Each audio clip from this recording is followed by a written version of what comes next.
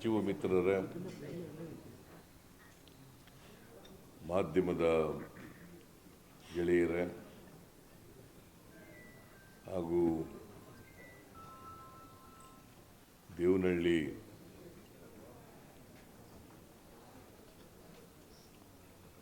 ತಾಲೂಕು ಚನ್ನರಾಯಪಟ್ಟಣ ಹೋಬಳಿ ಅಲ್ಲಿ ಕೈಗಾರಿಕಾ ಅಭಿವೃದ್ಧಿಗೆ ಜಮೀನನ್ನು ಸ್ವಾಧೀನಪಡಿಸಿಕೊಳ್ಳಲಿಕ್ಕೆ ನೋಟಿಫಿಕೇಶನ್ ಇಶ್ಯೂ ಮಾಡಿತ್ತು. ಪ್ರಿಲಿಮಿನರಿ ನೋಟಿಫಿಕೇಶನ್ನು ಮತ್ತು ಫೈನಲ್ ನೋಟಿಫಿಕೇಶನ್ ಎರಡನ್ನೂ ಕೂಡ ಇಶ್ಯೂ ಮಾಡಿದ್ದು.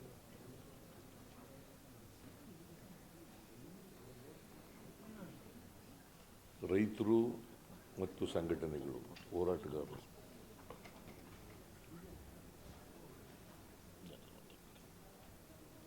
ನಾವು ಜಮೀನು ಕೊಡಲಿಕ್ಕಾಗಲ್ಲ. ಕಾರಣ ಯಾಕಪ್ಪ ಅಂತಂದರೆ ಆ ಜಮೀನುಗಳಲ್ಲಿ ನಾವು ವ್ಯವಸಾಯ ಮಾಡ್ತಾ ಇದ್ದೀವಿ.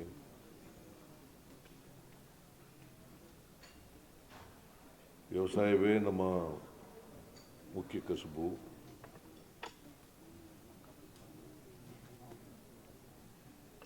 ಮತ್ತು ಅವೇ ನಮ್ಮ ಜೀವನ ಆಧಾರ ಆಗಿರ್ತಕ್ಕಂಥದ್ದು. ಮತ್ತು ಬೆಂಗಳೂರಿಗೆ ಸಮೀಪ ಇರೋದ್ರಿಂದ, ಏರ್ಪೋರ್ಟ್ಗೆ ಸಮೀಪ ಇರೋದ್ರಿಂದ ಮತ್ತು ಗ್ರೀನ್ ಬೆಲ್ಟ್ನಲ್ಲಿರೋದ್ರಿಂದ ಅವುಗಳನ್ನು ಸ್ವಾಧೀನಪಡಿಸ್ಕೊಳ್ಳೋಕೆ ಹೋಗಬೇಡಿ ಅಂಥೇಳಿ ಅವರು ವಿರೋಧವನ್ನು ವ್ಯಕ್ತಪಡಿಸಿದರು, ಪ್ರತಿಭಟನೆಯನ್ನು ಕೂಡ ಮಾಡಿದರು. ಸರ್ಕಾರ ಅವ್ರ ಜೊತೆಯಲ್ಲಿ 5-6 ಸಭೆಗಳನ್ನು ಮಾಡಿದೆ. ರೈತರ ಜೊತೆ ಮಾಡಿದೆ, ಹೋರಾಟಗಾರರ ಜೊತೆ ಎಲ್ಲ ಸಭೆಗಳನ್ನು ಮಾಡಿದೆ. ಅವರ ಅಹವಾಲುಗಳನ್ನು ಕೇಳಿದ್ದೀವಿ, ಸರ್ಕಾರದ ಅಹವಾಲನ್ನು ಕೇಳಿದ್ದೀವಿ, ರೈತರ ಅಹವಾಲನ್ನು ಕೇಳಿದ್ದೀವಿ, ಹೋರಾಟಗಾರರ ಅಹವಾಲನ್ನು ಕೇಳಿದ್ದೀವಿ. ಅಲ್ಲಿ ಜನಪ್ರತಿನಿಧಿಯಾದಂಥ KH ಮುನಿಯಪ್ಪನವರ ಅಭಿಪ್ರಾಯವನ್ನು ಕೂಡ ಪಡ್ಕೊಂಡಿದ್ದೀವಿ. KH ಮುನಿಯಪ್ಪನವರು ಕೂಡ ರೈತರ ಪರನೇ ವಾದ ಮಾಡ್ತಾ ಇದ್ರು.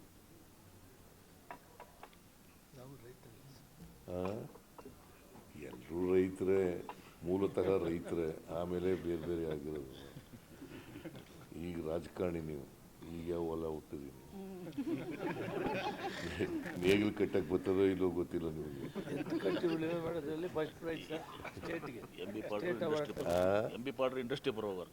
ಇಂಡಸ್ಟ್ರಿ ಅವ್ರ ಇಂಡಸ್ಟ್ರಿ ಮಿನಿಸ್ಟರ್ ಅಷ್ಟೇ. ಕಟ್ಟಿದ್ದೀನಿ, ಉತ್ತಿದ್ದೀನಿ, ವ್ಯವಸಾಯ ಮಾಡಿದ್ದೀನಿ. ನೀವು ಮಾಡಿದ್ದೀರಿ, ನಾನು ಈಗ ಬಿಡಿ ಇವೆಲ್ಲ, ಈಗ ಚರ್ಚೆ ಮಾಡೋದು. ರೈತರು ಹೋರಾಟದಲ್ಲಿ ಎಲ್ಲ ಪ್ರಗತಿಪರ ಸಂಘಟನೆಗಳೆಲ್ಲ ಭಾಗಿಯಾಗಿದ್ದವು. ಹೋರಾಟಗಾರರೆಲ್ಲ ಭಾಗವಹಿಸಿದರು. ರೈತ ಸಂಘದವರು, ಕಮ್ಯುನಿಸ್ಟ್ ಪಾರ್ಟಿಯವರು, ಸಾಹಿತಿಗಳು, ಆಮೇಲೆ ಕಲಾವಿದರು, ರೈತ ಸಂಘಟನೆಗಳು,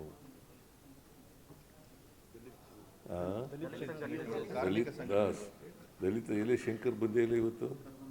ಇನ್ನೂ ಥರ ಬಂದಿದ್ದಾನೆ, ಗುರುಪ್ರಸಾದ್ ಬಂದಿದ್ದಾನೆ,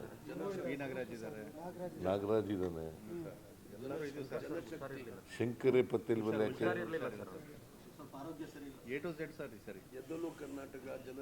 ಆಮೇಲೆ ಎದ್ದೇಳು ಕರ್ನಾಟಕ ಜನಶಕ್ತಿ. ಭಾಳ ಈ ಸಾರಿ ಇದು ಒಂದು ವಿಶಿಷ್ಟವಾದಂಥ ಹೋರಾಟ, ಒಂಥರ ಐತಿಹಾಸಿಕವಾದಂಥ ಹೋರಾಟ ಅಂತ ಕರೆದರೆ ತಪ್ಪಾಗಲಾರದು. ಈ ಹೋರಾಟವನ್ನು ಮಾಡಿದ್ದಾರೆ. ಅದಕ್ಕೆ ಸರ್ಕಾರ ಸಾಧಕ ಬಾಧಕಗಳನ್ನು ಚರ್ಚೆ ಮಾಡಿ, ಇವರೆಲ್ಲರ ಜೊತೆಲೂ ಕೂಡ ಚರ್ಚೆ ಮಾಡಿ ಒಂದು ತೀರ್ಮಾನಕ್ಕೆ ಬಂದಿದ್ದೀವಿ. ಕಳೆದ ಮೀಟಿಂಗು ಇಲ್ಲಿ ಇದೇ ಜಾಗದಲ್ಲಿ ನಡೀತು. ಈ ಜಾಗದಲ್ಲಿ ನಡೆದಾಗ ನಮಗೆ 10 ದಿನ ಸಮಯ ಬೇಕು. 10 ದಿನ ಆದಮೇಲೆ ಮತ್ತೆ ಭೇಟಿ ಮಾಡೋಣ ಅಂತ ಹೇಳಿದ್ದೆ. ಹಾಗಾಗಿ ಇವತ್ತು ಭೇಟಿಯಾಗಿದ್ದೀವಿ. ವಿರೋಧ ಪಕ್ಷದಲ್ಲಿದ್ದಾಗ ಸುಮ್ಮನೆ ಇರ್ರಿ. ಮಾತು ನಡೆಸ್ಕೊಂಡಿದ್ದೀವಿ.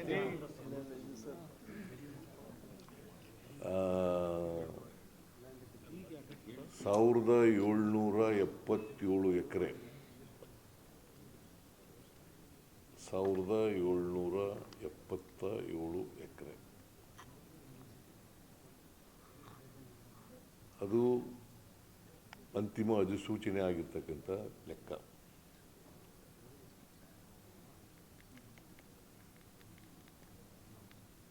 ನಾವು ಈ ಜಮೀನನ್ನು ಸಂಪೂರ್ಣವಾಗಿ 1777 ಎಕರೆ ಜಮೀನನ್ನು ಅದಕ್ಕೆ ನೋಟಿಫಿಕೇಶನ್ ಏನು ಹೊರಡಿಸಿದ್ದು, ಅಂತಿಮ ನೋಟಿಫಿಕೇಶನ್ ಏನು ಹೊರಡಿಸಿದ್ದು ಸ್ವಾಧೀನಕ್ಕೆ, ಅದನ್ನು ಸಂಪೂರ್ಣವಾಗಿ ಕೈ ಬಿಟ್ಟಿದ್ದೇವೆ.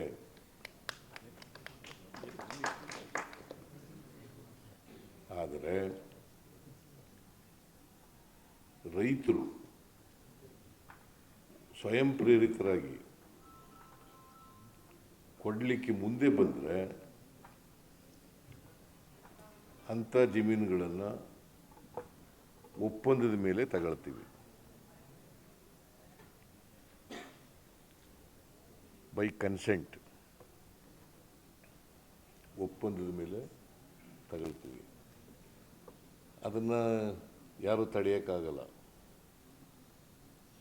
ಜಮೀನು ನಾವು ಕೊಡ್ತೀವಿ ಅಂತ ಬಂದಾಗ ನಾವು ತಗೊಳ್ಳೋಕೆ, ಯಾಕಂದರೆ ನಮಗೆ ಇಂಡಸ್ಟ್ರಿ ಬೆಳಿಬೇಕು ಅನ್ನೋದು ಭಾಳ ಉದ್ದೇಶ. ಇಂಡಸ್ಟ್ರಿಗೋಸ್ಕರ ತಗೊಂಡಿರ್ತಕ್ಕಂಥದ್ದು ಇದು ಜಮೀನು. ಅದಕ್ಕೋಸ್ಕರ ಇಂಡಸ್ಟ್ರಿ ಬೆಳವಣಿಗೆಗೆ ಇಂಥ ಜಮೀನುಗಳು ಬಂದರೆ ತಗೊಳ್ತೀವಿ. ಮತ್ತು ಅವರಿಗೆ ಸೂಕ್ತವಾದಂಥ ಪರಿಹಾರವನ್ನು ಕೊಡ್ತೀವಿ. ಸೂಕ್ತವಾದಂಥ ಪರಿಹಾರವನ್ನು ಕೊಡ್ತೀವಿ. ಮತ್ತು ಅಭಿವೃದ್ಧಿಪಡಿಸಿರ್ತಕ್ಕಂಥ ಜಮೀನು, ಡೆವಲಪ್ಡ್ ಲ್ಯಾಂಡ್, ಅದರಲ್ಲಿ 50% ಕೊಡ್ತಕ್ಕಂಥದ್ದನ್ನು ಕೂಡ ಮಾಡ್ತೀವಿ. ಯಾರು ಕೊಡಲಿಕ್ಕೆ ಒಪ್ಪಲ್ಲ ಅವ್ರ ಜಮೀನುಗಳನ್ನ ಬಿಟ್ಬಿಡ್ತೀವಿ. ಅಷ್ಟೇ ಅಲ್ಲ, ನೋಟಿಫಿಕೇಷನ್ನೇ ಕ್ಯಾನ್ಸಲ್ ಮಾಡ್ತೀವಿ. ನೋಟಿಫಿಕೇಷನ್ನೇ ಡ್ರಾಪ್ ಮಾಡ್ತೀವಿ. ಇಂಗ್ಲೀಷ್ನಲ್ಲಿ ಡ್ರಾಪ್, ಕನ್ನಡದಲ್ಲಿ ಕೈ ಬಿಡ್ತಾ ಇದ್ದೀವಿ.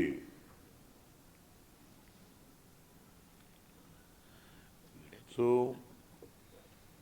ಇದು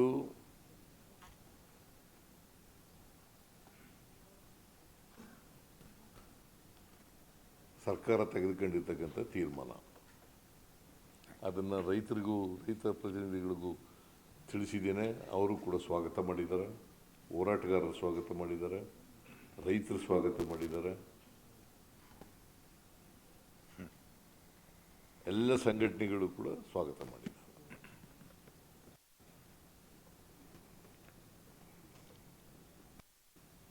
ಇನ್ನೇನಾದ್ರು ಹೇಳ್ಬೇಕು? ಸಾಕಲ್ಲ? ಸ್ಟೇಟ್ಮೆಂಟ್ ಓದಾಗಿ ಹೇಳ್ಬಿಡಿ. ರೈತರು ಒಳ್ಳೇದಾಗಿದೆ. ನೋಡ್ರಿ, ಹೇಳ್ಬಿಡಿ ಸರ್, ಸ್ಟೇಟ್ಮೆಂಟ್ ನೀವು ಕೇಳಿಸ್ಕೊಳ್ಳಿ ಇಲ್ಲ ನಾನು ಹೇಳೋದನ್ನ ಅಂತ. ಯಾರು ವಾಲಂಟಿಯರ್ ಬರ್ತಾರೆ ಅವ್ರ ಜಮೀನುಗಳು ತಗೋತೀವಿ. Both the notification has been dropped. The notification entirely is dropped. Those who want to give lands to the government for the development of the industry, we will take such lands With consent. with consent. ಇದಕ್ಕೆ ಮಾತ್ರ ಸೀಮಿತವಾಗಿ, ದೇವನಹಳ್ಳಿಗೆ ಮಾತ್ರ ಸೀಮಿತವಾಗಿ, ದೇವನಹಳ್ಳಿಗೆ ಮಾತ್ರ ನೋಟಿಫಿಕೇಶನ್ಗೆ ಸೀಮಿತವಾಗಿ.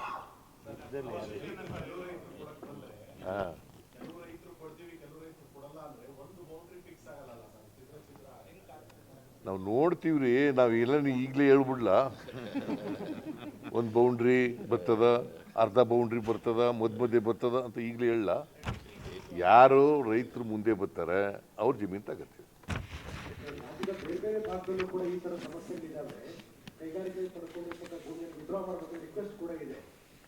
ನೋಡಪ್ಪ, ಇದು ಬೆಂಗಳೂರು ಹತ್ರ ಇರೋದ್ರಿಂದ ಮತ್ತು ವ್ಯವಸಾಯ ಮಾಡ್ಕೊಂಡಿರೋದ್ರಿಂದ ಅದ್ರ ಮೇಲೆ ಜೀವನ ಮಾಡ್ತಾ ಇರೋದ್ರಿಂದ ಈ ಜಮೀನುಗಳನ್ನು ಕೈ ಬಿಡಬೇಕು ಅಂತ ತೀರ್ಮಾನ ಮಾಡಿದ್ದೀವಿ. ಮತ್ತು ಭಾಳ ಹೋರಾಟ ಇದಕ್ಕೆ, ಭಾಳ ದಿನಗಳು ಹೋರಾಟ ನಡೀತಾ ಇದೆ.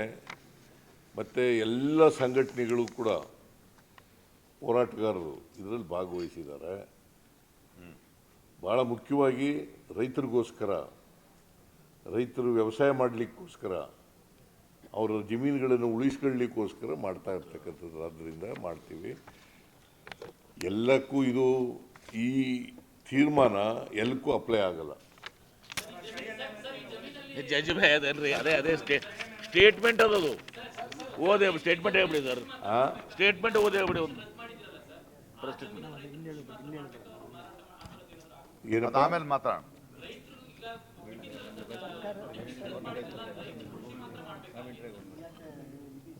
ಏನು ಅವ್ರು ಕೇಳ್ತಾ ಇರೋದೇ ಕೃಷಿ ಮಾಡೋಕ್ಕಲ್ವಾ?